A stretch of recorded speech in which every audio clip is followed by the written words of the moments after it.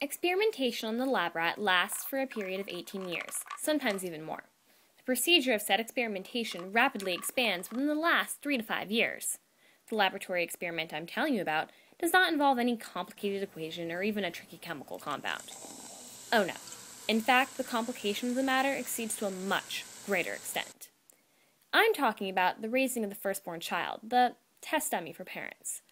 For a parent, the responsibility of structuring and building the entire foundation of an individual, who will eventually go off into the world, terrifies to the point of extreme heart palpitations.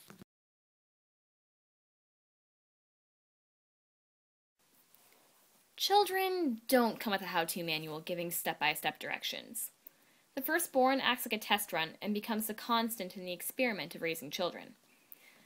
I can vouch from experience that parents often try a multitude of techniques. Let's see what parenting method works today, seems like the course of action my parents take.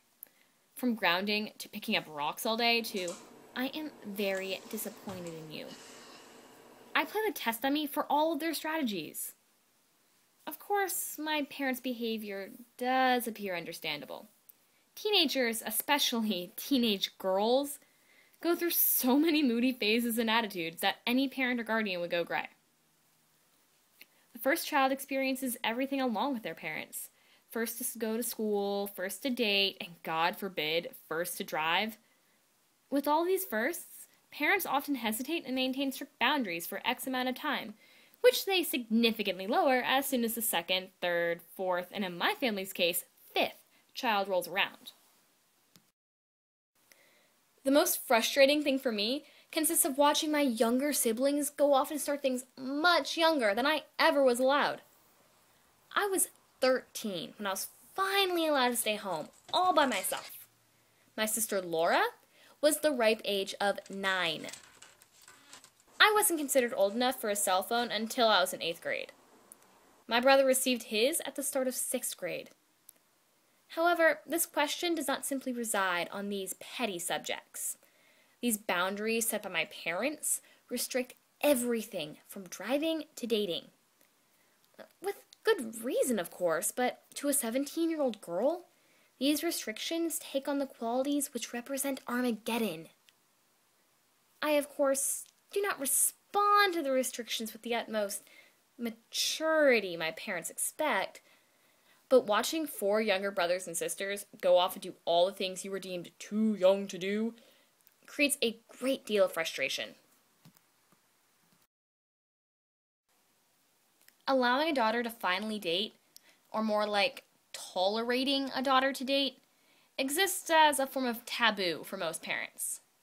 The entire concept creates enough stress to make any father call in a team of Marines, clean up the shotgun, and place tracking devices in his daughter's cell phone. I am not kidding. These precautions come with good intentions, but intentions which utterly embarrass a teen and scare off her boyfriend nevertheless. My father once threatened 2 of my guy friends that if anything happens to her, or if you are just a tiny minute late, I will break both of your legs.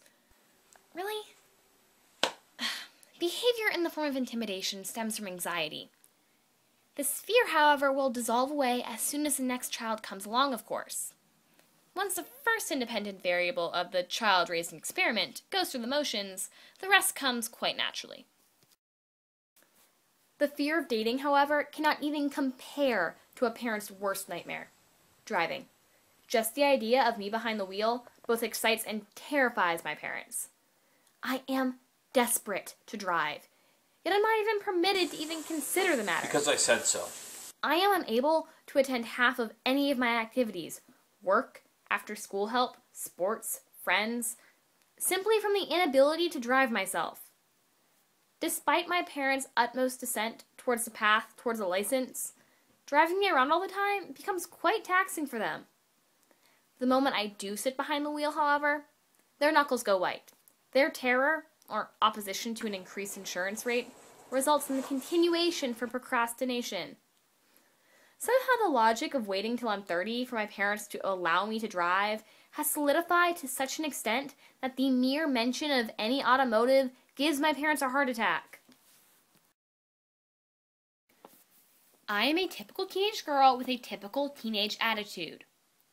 I raise my concerns on the rules and restrictions often, for the same rules and restrictions do not qualify for my younger siblings. The unfairness of it all exasperates me, and in response, my parents become annoyed by my behavior. Behavior I like to consider a natural affair of any teenager. My parents do not agree. On the 2nd of December, around 5:30, I had just finished my shift at work when my dad pulled up the car to take me home. The normal routine ensued. I asked if I could drive home, and as if on cue, he refused. Oh my gosh, Dad, you never let me drive. I'm going to fail behind the wheel if I never get any practice.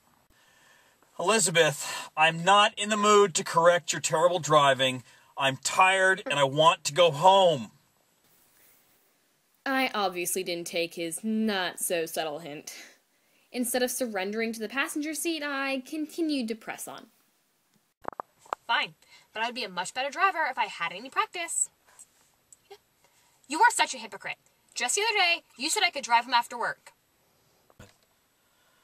Enough! You're the little girl, I'm the father. Get in the car, I'm driving. Fine.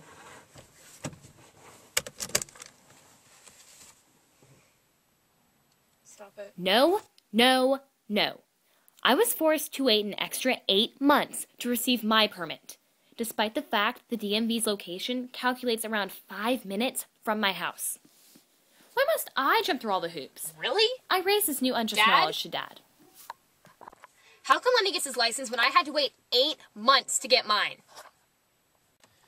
Guess what? Get over it. You're the freaking test dummy.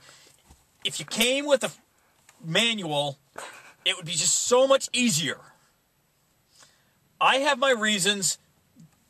Just live with it. No quick response came to me. Well, except for the idea of using the cliche, whatever. Whatever. My dad was right. Children do pose a challenge. God didn't include an instruction manual or equip my parents with the ability to mind read. The perfect parent doesn't exist.